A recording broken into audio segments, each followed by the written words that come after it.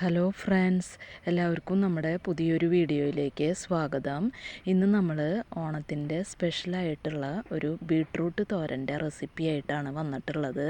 ഒരു വെറൈറ്റി ആയിട്ടുള്ള ഒരു ബീട്രൂട്ട് തോരനാണിത്. അപ്പോൾ നിങ്ങളിതൊന്ന് ട്രൈ ചെയ്ത് നോക്കുക. അഭിപ്രായങ്ങളൊക്കെ കമൻസായിട്ട് പറയുക കേട്ടോ. അപ്പോൾ ഇഷ്ടമാവുകയാണെങ്കിൽ ലൈക്ക് ചെയ്യാനും ചാനൽ സബ്സ്ക്രൈബ് ചെയ്യാത്തവർ ചാനലൊന്ന് സബ്സ്ക്രൈബ് ചെയ്യാനും മറക്കരുത് കേട്ടോ. അപ്പോൾ നമുക്ക് പെട്ടെന്ന് തന്നെ വീഡിയോയിലേക്ക് പോയാലോ.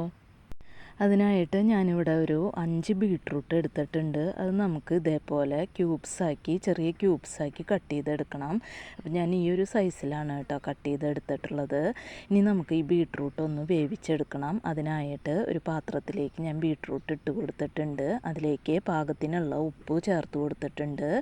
പിന്നെ ഒരു 1/4 ടീസ്പൂൺ മഞ്ഞൾപ്പൊടി ഇട്ട് കൊടുത്തിട്ടുണ്ട്.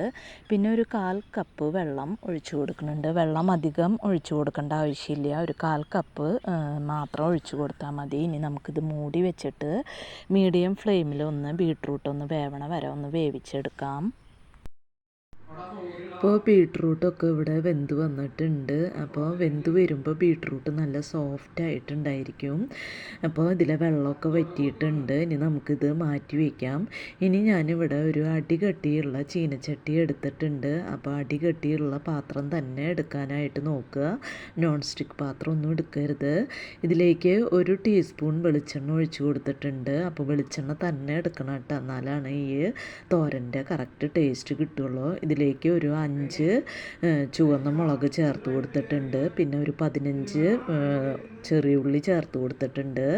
പിന്നെ ഇതിലേക്ക് ഒരു പിടി ഫ്രഷ് ആയിട്ടുള്ള കരിവേപ്പില ഇട്ട് കൊടുത്തിട്ടുണ്ട്. പിന്നെ ഇതിലേക്ക് ഒരു 1/2 ടീസ്പൂണിൻ്റെ താഴെയായിട്ട് ഫെനൽ സീഡ്സ് പെരിഞ്ജീരകം ചേർത്ത് കൊടുത്തിട്ടുണ്ട്. പിന്നെ ഒരു പിടി തേങ്ങ ചേർത്ത് കൊടുത്തിട്ടുണ്ട്. ഞാനിവിടെ തേങ്ങാക്കൊത്ത് എടുത്തിട്ട് അത് ക്രഷ് ചെയ്തിട്ടാണ് കേട്ടോ ചേർത്ത് കൊടുത്തിട്ടുള്ളത്. ഇനി ഇത് ലോ ഫ്ലെയിമിൽ ഇട്ടിട്ട് നമുക്കൊന്ന് മിക്സ് ചെയ്ത് കൊടുക്കാം. ഈ തേങ്ങയൊക്കെ ഒന്ന് ഡ്രൈ ആയി ചെറിയൊരു കളർ ചേഞ്ച് ആയി വരണ വരയ്ക്കും ജസ്റ്റ് ഒന്ന് മിക്സ് ചെയ്ത് കൊടുക്കാം. ഇപ്പോൾ തേങ്ങയൊക്കെ ഇവിടെ നല്ല കളർ ചേഞ്ചായി വന്നിട്ടുണ്ട്. ഇനി നമുക്ക് തീ ഓഫ് ചെയ്ത് ചൂടാറുമ്പോൾ ഇത് മിക്സിയുടെ ജാറിലിട്ട് ഒന്ന് ക്രഷ് ചെയ്തെടുക്കണം. അപ്പോൾ മിക്സിയുടെ ജാറിലേക്ക് ഇടുന്ന സമയത്ത് വറ്റൽമുളക് അടിയിലിട്ടിട്ട് വേണം ക്രഷ് ചെയ്തെടുക്കാനായിട്ട്.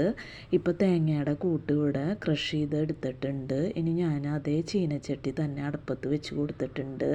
അതിലേക്ക് 1 ടീസ്പൂൺ വെളിച്ചെണ്ണ ഒഴിച്ച് കൊടുത്തിട്ടുണ്ട്. അപ്പോൾ 1-2 ടീസ്പൂൺ വെളിച്ചെണ്ണ ഒഴിച്ച് കൊടുക്കാം കേട്ടോ. ഇതിലേക്ക് കുറച്ച് കടുക് ഇട്ട് പൊട്ടിക്കുന്നുണ്ട്.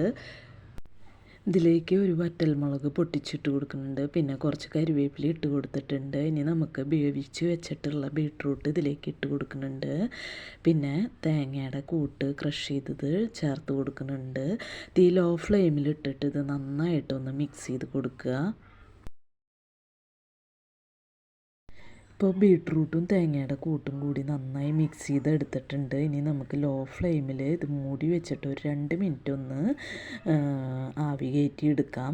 ഇപ്പോൾ 2 മിനിറ്റ് ആയിട്ടുണ്ട്. ഇപ്പോൾ നമ്മുടെ ബീട്രൂട്ട് തോരൻ ഇവിടെ റെഡി ആയിട്ടുണ്ട്. അപ്പോൾ ഒരു പ്രത്യേക രുചിയിലുള്ള ഒരു ബീട്രൂട്ട് തോരനാണിത്. അപ്പോൾ നിങ്ങൾ ഇതുവരെ ഇതുപോലെ ട്രൈ ചെയ്തിട്ടില്ലെങ്കിൽ തീർച്ചയായും ഒന്ന് ട്രൈ ചെയ്ത് നോക്കണം കേട്ടോ. അത്രയ്ക്ക് നല്ല ടേസ്റ്റാണ് ഈ തോരൻ കഴിക്കാനായിട്ട്.